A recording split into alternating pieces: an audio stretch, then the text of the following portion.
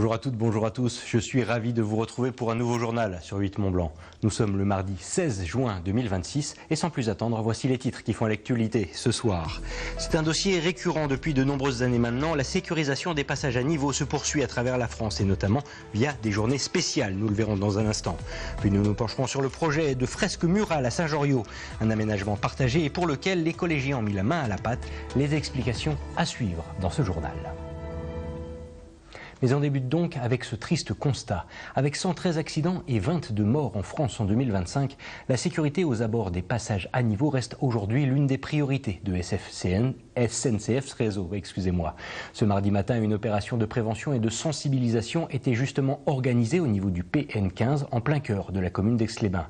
Face à certains comportements dits dangereux, l'utilité de ce genre de journée n'est plus à démontrer. Sébastien Germain était sur place, on regarde son reportage.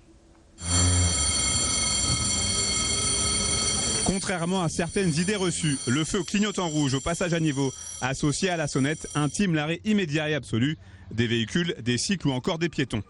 Cette règle, une des principales du code de la route, qui régit la circulation aux abords des passages à niveau, est parfois méconnue.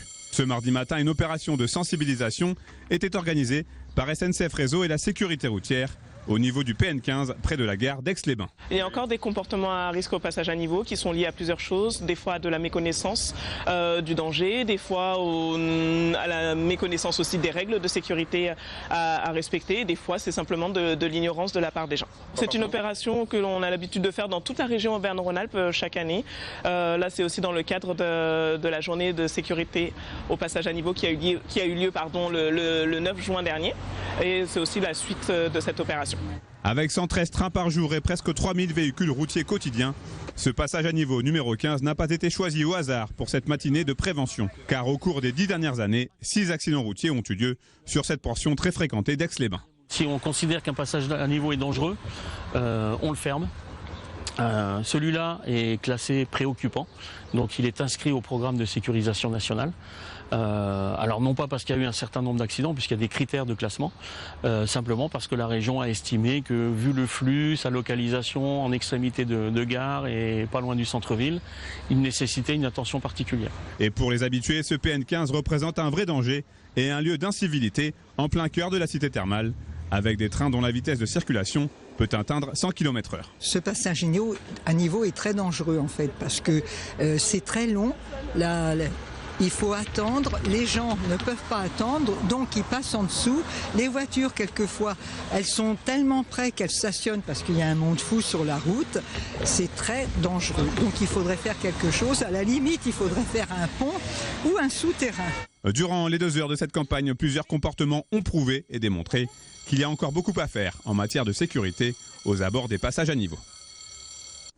Sur les bords du lac d'Annecy, les travaux liés à la mobilité se transforment en véritable support au service des projets pédagogiques artistiques. C'est en tout cas la volonté des élus et responsables des établissements scolaires du territoire. Dans ce cadre, et avec la réalisation d'un tunnel piéton et cycliste sur la commune de Saint-Joriot, l'occasion a été donnée aux collégiens de personnaliser une partie des ouvrages de la voirie, comme vous allez pouvoir le constater avec ce reportage. C'est un projet d'art plastique dont les élèves se souviendront longtemps. Face aux portes du collège Jean Monnet de Saint-Joriot, difficile de passer à côté. Fraîchement sorti de terre, le tunnel sous la route départementale 1508 était en effet un site emblématique. Un espace sublimé par l'artiste Jérôme Favre et ses peintures inspirées du territoire. Mais si la fresque qui a nécessité plusieurs mois de travail est désormais terminée, de nombreuses petites mains s'attellent aujourd'hui à apporter leur touche personnelle. Une collaboration préparée et réfléchie par les élèves en amont de cet atelier pratique. L'artiste est venu au collège, donc il a expliqué son parcours, son travail. Ils ont réfléchi ensemble à un titre qu'on pouvait trouver à cette fresque. Et puis on a parlé de la biodiversité, qu'est-ce qu'on pourrait représenter, qu'est-ce que les élèves voulaient aussi dessiner. Donc ça a été un choix d'élèves aussi, donc ça a été un choix partagé, un échange. Et ça c'est intéressant parce que on a co-construit ensemble ce projet avec l'artiste, avec les élèves et avec les enseignants. On essaye au collège quand même de faire le maximum de projets pour que les élèves justement puissent partager, qu'il y ait cette idée de cohésion, que ça donne du sens aussi aux élèves et qu'ils s'épanouissent, c'est important. Commandé par le Grand Annecy en lien avec le conseil départemental, le projet est d'ores et déjà une réussite. Une appropriation de l'environnement direct des élèves qui permet également de se prémunir contre d'éventuels risques de dégradation. Des points positifs qui font de l'initiative un vrai modèle à reproduire sur le reste du territoire. Maintenant, ça veut dire que chaque fois qu'on aura ce type d'ouvrage, on pourra se poser la question de faire ce type de réalisation. Après, tout dépend de la longueur. Là, on est vraiment sur une grande longueur. Donc, il y a de quoi faire. Quand on est sur des ouvrages plus petits, d'une dizaine de mètres, c'est plus délicat. Souvent, d'ailleurs, il n'y a pas de fresque parce que c'est très réduit. Mais là, on a vraiment un espace de travail énorme entre les rampes d'accès et le passage inférieur lui-même. On avait de quoi faire. Ça aurait été dommage de le laisser brut, parce qu'on sait que ça aurait été rapidement dégradé et c'était dommage pour un ouvrage tout neuf. Donc on a décidé de prendre un professionnel sur une partie et les collégiens sur l'autre pour faire tout ça. D'un coût total de 1,8 million d'euros, l'ouvrage piéton et cycliste et son aménagement coloré sont aujourd'hui déjà bien intégrés dans la vie des habitants et riverains. Un projet structurant de mobilité qui pourrait bien, au final, déclencher des passions artistiques et créatives. Connaissez-vous le verrou glaciaire de l'Essaillon? Situé en Haute-Maurienne, cette barrière rocheuse naturelle a servi il y a 2 siècles d'implantation de 5 forteresses, aujourd'hui baptisées les forts de l'Essaillon. Si cette place forte militaire n'a pas été à l'époque le théâtre de combat, elle a toutefois servi de force de dissuasion contre les invasions extérieures. Chloé Lemeur s'est rendue sur ce site chargé d'histoire en juillet 2025. On regarde son reportage. Il surplombe majestueusement la vallée de l'Arc en Haute-Maurienne.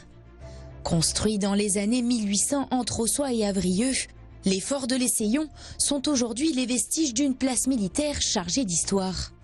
Celle d'un site autrefois intégré au royaume de Piémont-Sardaigne et dont le but était de contrer la France de Napoléon Ier.